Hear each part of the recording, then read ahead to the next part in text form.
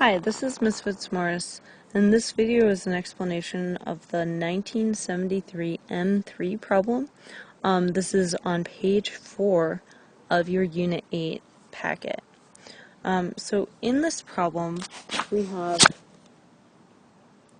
a ball, and the ball is attached to a rod with two different strings. So we have our ball, and then it's attached with two different strings, and it's going around in a circle. And we know that it's going around with an angular velocity of omega, and that it's a constant angular velocity. And what we want to know is,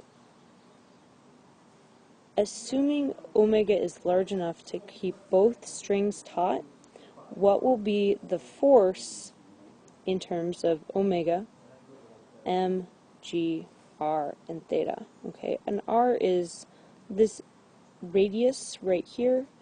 Angle, or theta, is the angle between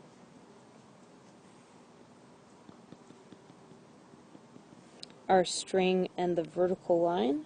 Okay, so using alternate interior angles, we know that this theta in the corner is also theta. Okay, so in part A, we actually want to draw a force body diagram.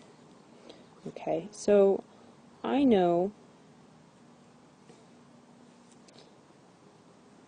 that I have T1 acting straight towards the center, I have T2 acting up, and then I have mg acting down.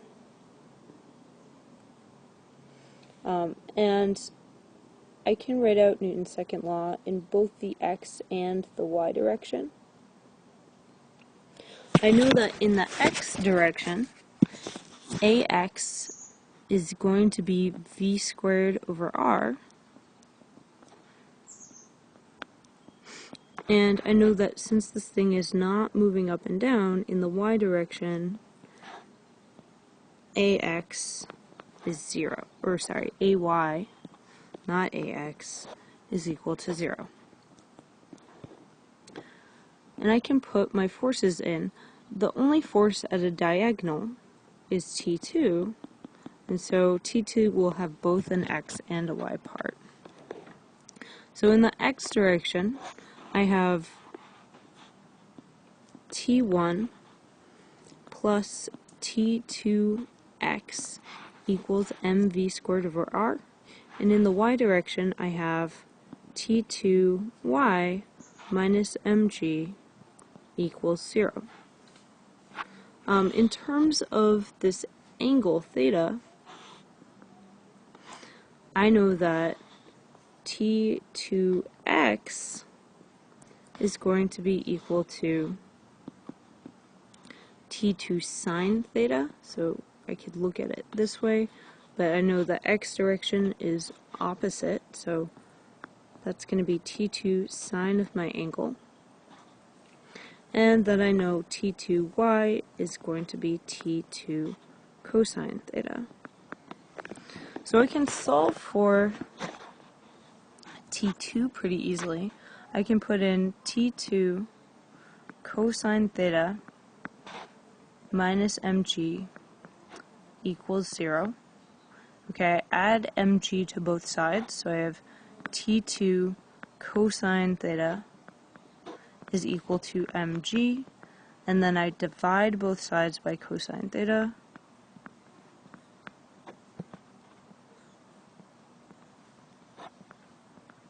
and I end up with T2 equals mg divided by cosine theta. And I can take this and I can put it into my x direction to solve for T1. So I end up with T1 plus T2 sine theta equals mv squared over r. And I'm actually going to take this and my expression for T2 that I boxed down here and bring it to the next page. Alright, so I have these two formulas. I also know, because I want my answer in terms of omega and not in terms of V, that in general, V is equal to omega times R. So I have T2, and I'm going to plug that in right here. Okay, so over here, so I have T1 plus mg divided by cosine theta times sine theta equals m, and in for V, I'm going to put omega r. So m times omega r squared divided by r. Over here, I have sine theta times 1 over cosine theta. So these two become tangent of theta, and that's just the definition of tangent. And so I have T1 plus mg tan theta equals, I notice that this squared comes inside, so omega squared r squared, and that one of my r's will cancel. So that's going to be equal to m omega squared r. Now all I want to do is solve for T1. So I subtract this from both sides, and I end up with T1 is equal to, now I'm going to factor the m's out, m times omega squared r minus g tan theta. Okay, and if you need to do the algebra steps in between to convince yourself, by all means do that, but those are my two answers for T1 and T2. Now in B, it wants me to find the minimum angular velocity for which the lower string barely maintains taut. Okay, and if it's barely taut, what that means is we can set T1 equal to 0. Okay, so we're looking for the minimum omega where T1 is not 0. But we're going to set T1 to be equal to 0. So we have T1 is equal to 0, and we know that's equal to m times omega squared r minus g tan theta. And we're looking for the minimum possible omega.